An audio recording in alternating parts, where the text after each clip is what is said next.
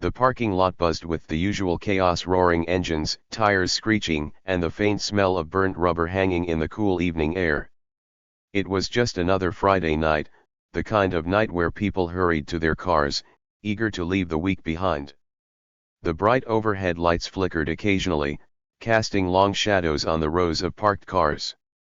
Some groups of friends lingered near their vehicles, laughing and chatting, while others sped away, tires squealing in their eagerness to escape the mundane parking lot. And then there was him. He stood quietly against his car, arms folded, his posture relaxed but purposeful. Dressed in plain clothes, dark jeans, a simple black hoodie, and worn sneakers, he didn't attract much attention.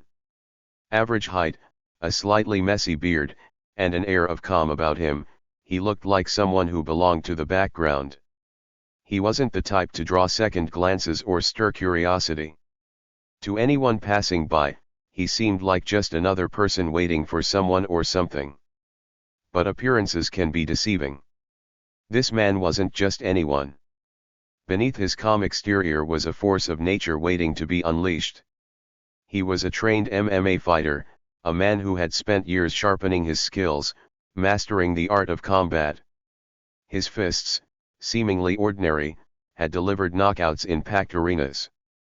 His reflexes, now hidden behind his stillness, were honed to react faster than the blink of an eye.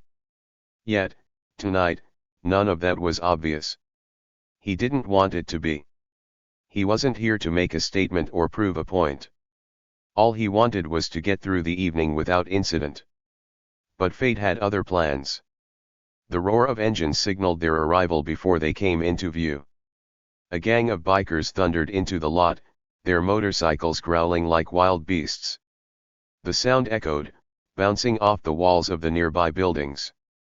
Heads turned as people noticed them: a group of 8 men, clad in black leather jackets, some with patches that hinted at their affiliation. They exuded confidence, swagger, and a sense of ownership over whatever space they entered. They didn't just park. They took over. Engines revved aggressively as they pulled into the lot, parking their bikes haphazardly, blocking a few parked cars in the process.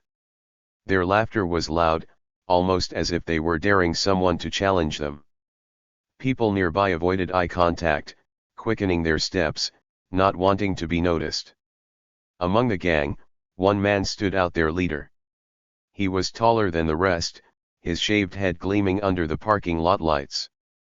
A long scar ran across his cheek, giving him an intimidating edge. His voice carried over the noise, barking commands to his crew. The others seemed to follow his lead, their smirks and postures mirroring his confidence. As the gang laughed and joked among themselves, their leader's gaze swept across the lot. That's when he spotted him: the man leaning against his car, seemingly unfazed by their arrival. The leader's lips curled into a smirk. "Look at this guy," he said, loud enough for his crew to hear. "What's he doing, waiting for his mommy to pick him up?" The gang burst into laughter, their voices cutting through the night air. The man didn't react. His calm gaze flicked toward them briefly before returning to the phone in his hand. To anyone else, it might have seemed like he didn't notice or didn't care. But if you looked closely, you'd see the subtle shift in his posture, a quiet readiness settling into his frame. The leader, annoyed by the lack of response, stepped forward, his heavy boots crunching against the gravel. His crew followed closely, their swagger unmistakable. The bikers formed a loose circle around the man's car, their presence a clear signal of intimidation. "Hey, pal," the leader called out, his tone mocking. "This is our lot. Didn't you get the memo?" The man finally looked up, his expression unreadable. He glanced at the bikers surrounding him and then at his car. There was no fear in his eyes, no hesitation in his movements. He simply slipped his phone into his pocket and stood up straighter. "I don't want any trouble," he said, his voice calm, even polite. "I was just leaving." The leader's smirk widened. "Oh, you'll leave, all right. But not until we've had some fun." The gang chuckled, their confidence bolstered by their numbers. One of the bikers, a younger man with a tattoo snaking up his neck, kicked at the car's tire, the metallic clang cutting through the tension. "Nice ride," he sneered. "You think it's faster than our bikes?" The man's eyes flicked to the biker for a brief moment, then back to the leader. He didn't rise to the bait. "Just let me go," he said evenly. "There's no need for this."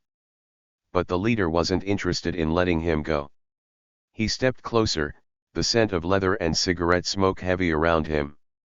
He was testing the man, pushing him, trying to provoke a reaction. "Or what?"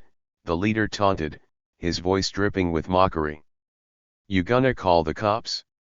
Maybe cry for help?" The man didn't answer.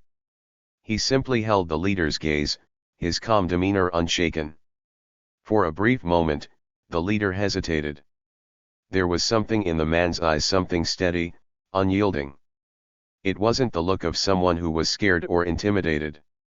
It was the look of someone who had seen worse, someone who wasn't easily rattled. But the leader shrugged it off, unwilling to back down in front of his crew. "All right, tough guy," he said, raising his voice. "Let's see what you've got." As he reached out to shove the man's shoulder, the air in the parking lot seemed to change. It wasn't noticeable to everyone, but for those paying attention, it was there, a shift, a subtle tension, like the calm before a storm. The man moved slightly, almost imperceptibly, his weight shifting onto the balls of his feet.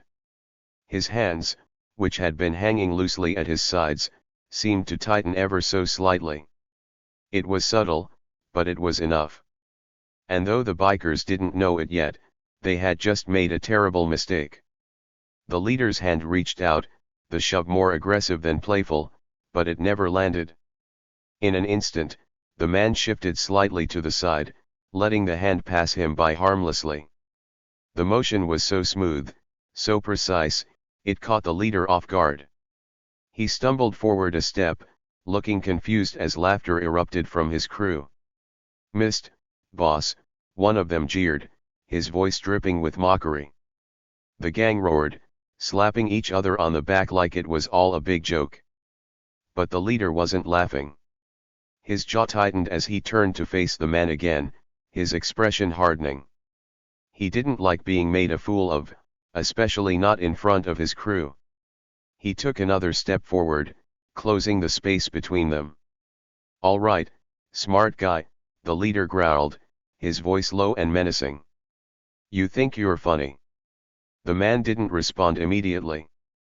He stood there, calm and composed, his hands still at his sides. When he finally spoke, his tone was quiet, almost conversational. "I didn't do anything," he said, his gaze steady. "You're the one looking for trouble."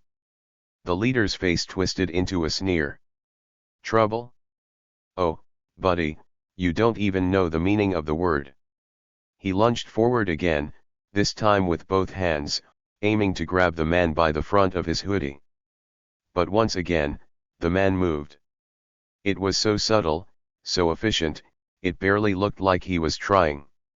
With a small step to the side and a twist of his torso, he slipped out of the leader's grasp, leaving him clutching empty air. The leader stumbled again, his frustration boiling over. "Hold him," he barked, his voice echoing across the parking lot. Two of the bikers stepped forward immediately, their smirks replaced with determined scowls. They moved in on either side of the man, their large frames dwarfing him. One of them cracked his knuckles loudly, the sound sharp and deliberate, meant to intimidate. But the man didn't flinch. He didn't even look at them. His eyes remained on the leader, as calm and unreadable as ever. "Last chance," the man said quietly. "Walk away. All of you." The bikers froze for a moment, glancing at each other uncertainly. There was something about the way he said it, something in his voice that didn't sound like a bluff. But the leader wasn't having it. "What are you waiting for?" he snapped at his crew. "Take him down." The two bikers lunged at the same time, their hands reaching for the man. And that's when it happened. In a blur of motion, the man stepped back, his movements fluid and controlled. His left hand shot out, grabbing the wrist of the biker on his right. With a quick twist, he spun the man off balance, sending him crashing into his companion. The two bikers collided with a loud thud, stumbling over each other before falling to the ground in a heap. The parking lot went silent. For a moment, nobody moved. The gang stared at the man, their expressions a mix of shock and disbelief. He hadn't thrown a punch. He hadn't even broken a sweat. And yet, two of their own were now groaning on the ground, clutching at their sides. The leader's face turned red with anger. "Get up," he shouted at the fallen bikers. "Get up and take him down." The two men scrambled to their feet, their faces twisted with embarrassment and rage. But before they could move, the man raised a hand, palm outward. "Stop," he said, his voice firm but calm. The bikers hesitated, their confusion written all over their faces. "You don't need to do this," the man continued, addressing the group now. "Walk away. No one has to get hurt." For a moment, it looked like his words might sink in. One of the younger bikers, a wiry man with a nervous energy about him, took a step back, his eyes darting between the man and his leader. But the leader wasn't about to back down. His pride was on the line, and he wasn't going to let some stranger make a fool of him in front of his crew. "Don't listen to him," the leader barked. "He's just one guy. We've got the numbers." The gang rallied at his words, their confidence returning. One by one, they stepped forward, forming a loose circle around the man. Their movements were cautious now, less cocky than before. They had seen what he could do, and they weren't about to underestimate him again. The man sighed softly, his shoulders relaxing slightly as if he were resigning himself to what was about to happen. He glanced around at the circle of bikers, his eyes sharp and focused.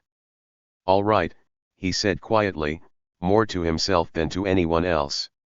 "You asked for this." The leader smirked, mistaking the man's words for surrender. "That's more like it," he said, cracking his knuckles. "Now let's teach this guy a lesson." The first biker to charge was the young, wiry one. He darted forward, his fists swinging wildly. The man sidestepped effortlessly, his movements so smooth it looked almost like a dance. As the biker stumbled past him, the man reached out and grabbed his arm, using the momentum to spin him around and send him sprawling to the ground. Another biker lunged in, this one armed with a chain he had pulled from his belt. He swung it in a wide arc, aiming for the man's head. But the man ducked under the chain with ease, stepping in close and delivering a swift elbow to the biker's ribs. The biker grunted in pain, dropping the chain as he staggered back. The fight quickly escalated, the rest of the gang rushing in all at once. But the man didn't panic. He moved with precision and control, each motion calculated and efficient.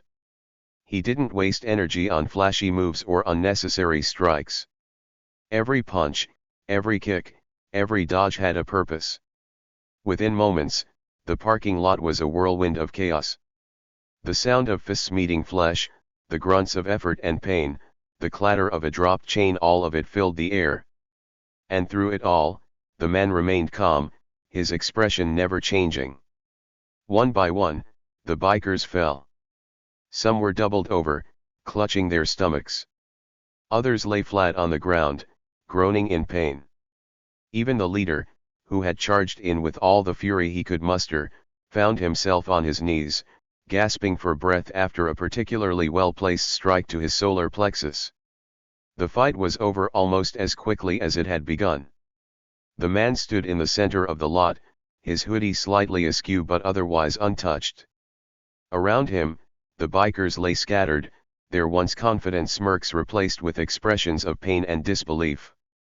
The leader looked up at the man, his face pale. Who are you?" he managed to gasp, his voice shaky. The man didn't answer right away. He reached up, adjusting his hoodie before looking down at the leader with a faint, almost amused smile. "Just a guy who told you to walk away," he said simply. And with that, he turned and walked back to his car, leaving the gang to pick themselves up and deal with the aftermath of their poor choices.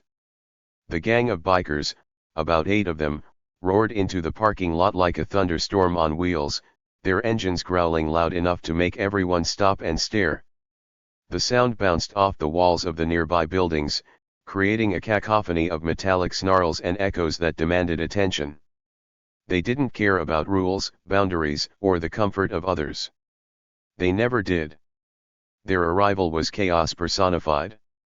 The bikes screeched to a halt, kicking up dust and gravel as they parked without a care for anyone trying to get through.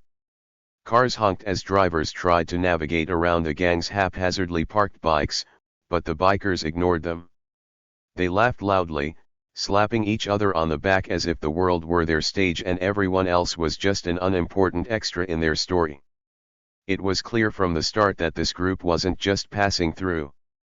They carried themselves with an air of ownership, as if the parking lot and maybe the whole world belonged to them. Each biker wore a leather jacket adorned with patches and logos that hinted at their gang's name and reputation. Some of them sported tattoos that snaked up their necks or across their knuckles, bold and unapologetic. They weren't here to blend in, they were here to take over. At the center of the chaos was their leader. He was taller than the rest, with a bald head that gleamed under the harsh fluorescent lights and a scar that ran down his left cheek. His eyes were sharp and calculating, scanning the lot like a predator searching for prey. When he smirked, it wasn't the kind of smirk that invited camaraderie, it was the kind that made people uneasy, like he knew something they didn't. The leader's gaze landed on a man standing quietly by his car near the edge of the lot. He was leaning casually against the driver's side door, his phone in hand, seemingly unbothered by the noise and commotion around him. There was nothing about him that stood out at first glance: his plain black hoodie, his jeans, his slightly messy beard. To the bikers, he looked like someone who had wandered into the wrong place at the wrong time. The leader chuckled, nudging the guy next to him. "Hey, check out this guy," he said, loud enough for the rest of the gang to hear. His voice carried a tone of mockery, designed to draw attention. "Looks like he's waiting for someone to babysit him." The others laughed, their voices a mix of sneers and jeers. It was the kind of laughter that didn't just mock, it challenged. It dared the man to respond, to defend himself, to give them a reason to escalate things further. But the man didn't respond. He didn't flinch, didn't look up in surprise or annoyance. He simply lifted his gaze for a brief moment, his calm eyes meeting theirs, and then went back to his phone, as if they weren't worth his attention. That small, quiet gesture only irritated the leader further. To him, it wasn't calm, it was disrespect. The leader's grin widened, but it wasn't friendly. It was the grin of someone who enjoyed a fight, someone who thrived on testing boundaries and pushing people past their limits. He swung his leg over his bike and stomped toward the man, his heavy boots crunching against the asphalt with each deliberate step. His gang followed closely behind, their footsteps echoing in unison like a drum beat. "Hey, pal," the leader called out, his tone sharp and mocking. "You deaf or something? This is our lot. You don't just park here without permission." The man finally looked up, his expression calm and neutral. His eyes flicked to the leader, then to the gang behind him, and then back to his phone. "I didn't know parking lots needed permission," he said quietly, his voice steady but polite. "I'll be gone in a minute." The response, simple as it was, seemed to fan the flames of the leader's irritation. He wasn't used to people brushing him off, and he certainly wasn't used to being talked to so casually. He took another step closer, invading the man's personal space.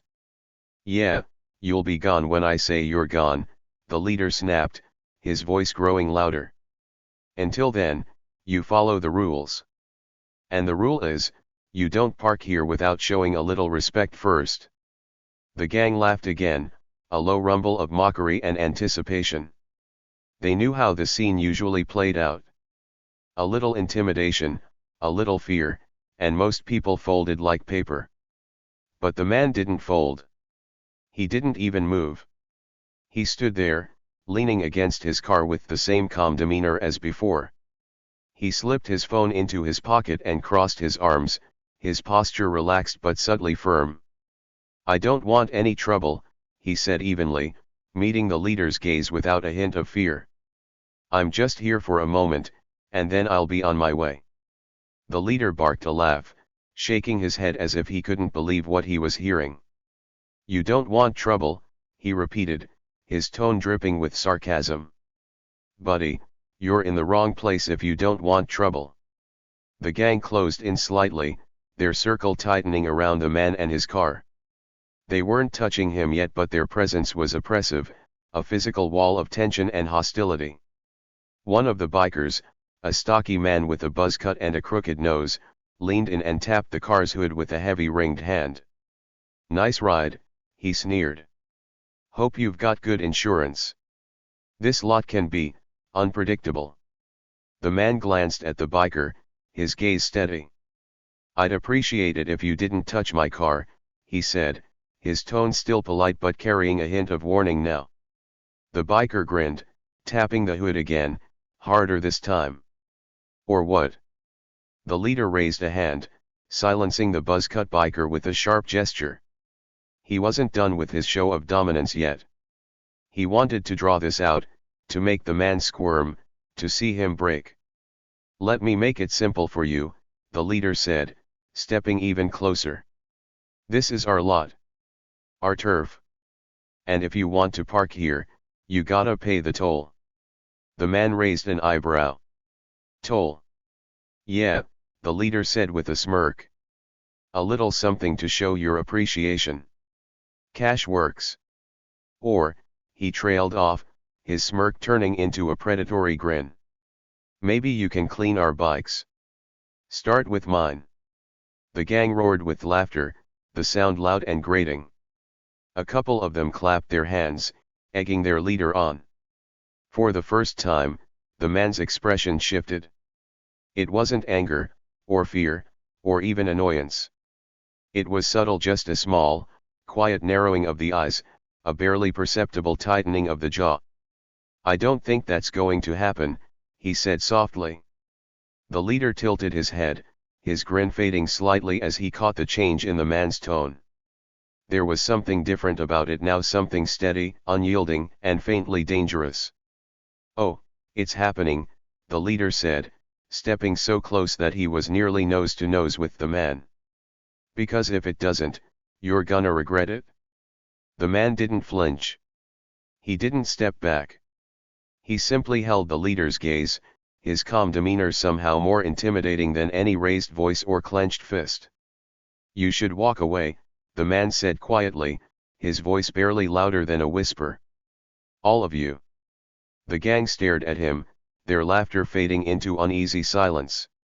For the first time, the bravado in their expressions faltered. There was something in his tone, in the way he stood, that didn't sit right with them. But the leader wasn't about to back down. Not in front of his crew. Not without a fight. "Wrong answer," he growled, his hand shooting out to grab the man by the front of his hoodie.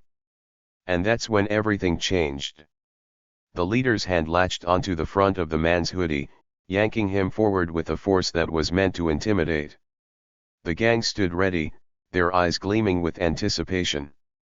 They'd seen this play out countless times. Some poor guy tries to act tough, their leader puts him in his place, and they all walk away feeling invincible. But this time, something was different. The man didn't stumble or falter. Instead, he stood firm, his feet planted like roots in the ground. His body didn't resist, nor did it give in. It was as if he had been expecting this exact move. "You don't want to do this," the man said calmly, his voice steady despite the tight grip on his hoodie. His eyes didn't waver, locked firmly onto the leader's. The leader sneered, tightening his grip and pulling him closer.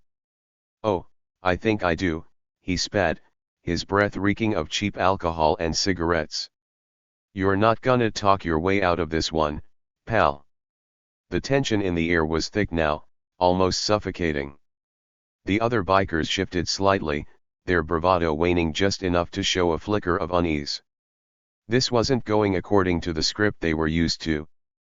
The man let out a slow breath, his expression unchanging. Last chance, he said softly, almost like a warning carried on the wind. Let go, and walk away. The leader barked a laugh, a harsh and hollow sound that echoed in the now quiet lot. You've got guts, I'll give you that. But guts won't help you now. And then, it happened. In one swift, fluid motion, the man's hand shot up, grabbing the leader's wrist with a precision that spoke of years of training. Before anyone could process what was happening, he twisted sharply. The leader let out a guttural yell as his grip on the hoodie was broken, his arm bent at an unnatural angle. The gang froze, their laughter and jeers replaced by stunned silence. For a moment, no one moved. The man let go of the leader's wrist, and the leader stumbled back, clutching his arm with wide eyes that were now filled with both pain and disbelief. The man adjusted his hoodie, smoothing it down as if nothing had happened. I warned you, he said quietly, his tone almost apologetic. The leader's shock quickly turned to rage. Get him, he barked, his voice cracking slightly as he clutched his injured arm. The gang hesitated for a split second, but then their loyalty or maybe their pride kicked in. Two of them lunged forward, their fists raised, ready to teach the stranger a lesson he wouldn't forget. But they underestimated him. The first biker swung wildly, aiming for the man's jaw. The man ducked effortlessly, his movements smooth and precise, as if he could see the punch coming before it was even thrown. He stepped to the side, grabbing the biker's arm mid-swing and using his momentum to flip him over. The biker hit the ground hard, the air rushing out of his lungs in a loud grunt. The second one didn't even have time to react. The man spun on his heel, delivering a quick, calculated kick to the biker's knee. There was a sickening crack, followed by a howl of pain as the biker crumpled to the ground, clutching his leg. The remaining bikers exchanged nervous glances. This wasn't how it was supposed to go. This guy wasn't just defending himself, he was dismantling them with a level of skill they'd never seen before. The leader, still nursing his wrist, barked another order. All of you. Take him down. The remaining 5 bikers charged as a group, their confidence bolstered by their numbers. But it didn't matter.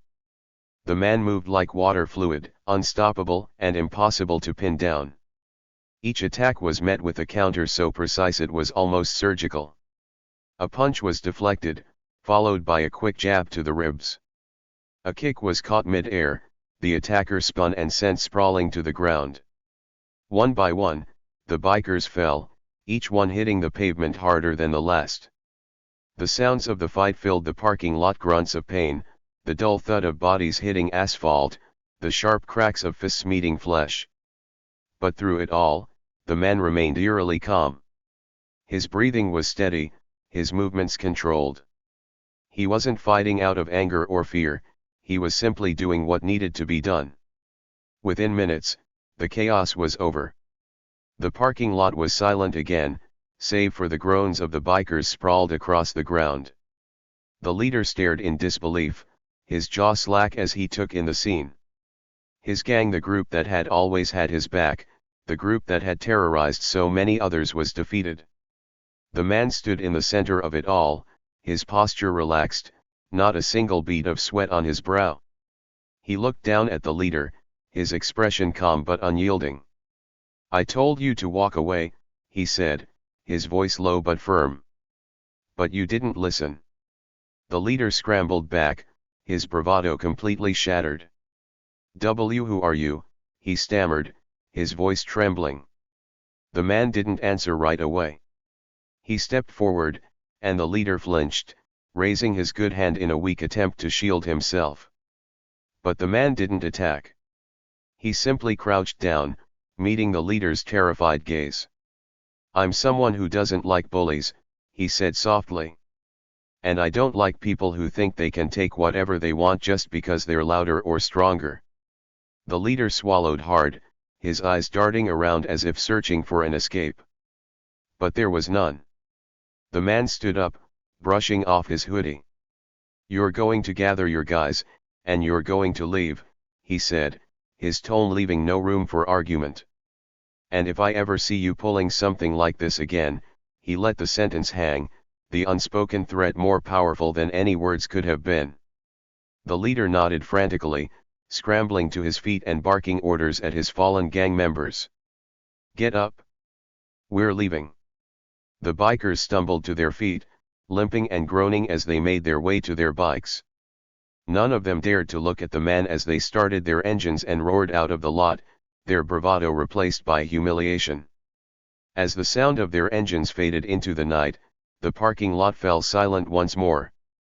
The man stood there for a moment,